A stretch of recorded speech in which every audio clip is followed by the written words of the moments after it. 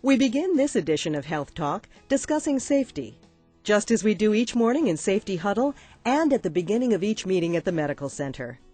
The Medical Center has impressively increased awareness about safety with the rollout of numerous tools which will help us become a high reliable organization.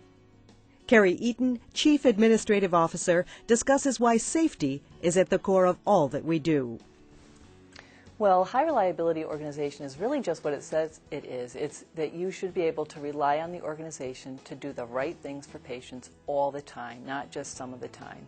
And there are certain behaviors that are associated with high reliability organizations. One of the things that we learned was that there's behaviors associated with, for example, always making sure that patients don't get an infection when they're on a ventilator. And there's maybe 4 or 5 things that if we do it every time, we can make sure patients don't get infections on ventilators, where we used to think that that was sort of the cost of being on a ventilator, that some people would just get ventilator-associated pneumonias.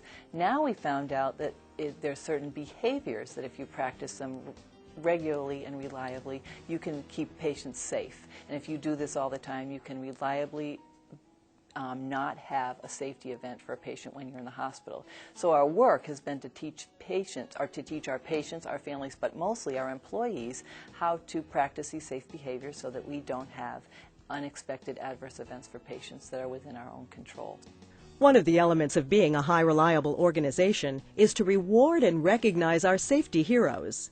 In this episode of Health Talk, we celebrate the great catch of Maria Duke Ferrara of 6 North, who identified a patient in distress because of her great observation and teamwork. We had a 39-year-old male who came in for a procedure for an angioplasty. He was extremely anxious to go home. It was a beautiful day outside, and he really didn't want to wait for his attending. With much persuasion, he did stay, and at one point I passed by the room. He didn't feel so well. We hooked him back up on the monitor, and he had very ST elevations. And I called the physician assistant, came down, evaluated him, texted the cardiologist, and he did say, oh no, he's discharged, and she responded, we have a PIMI right here, right now.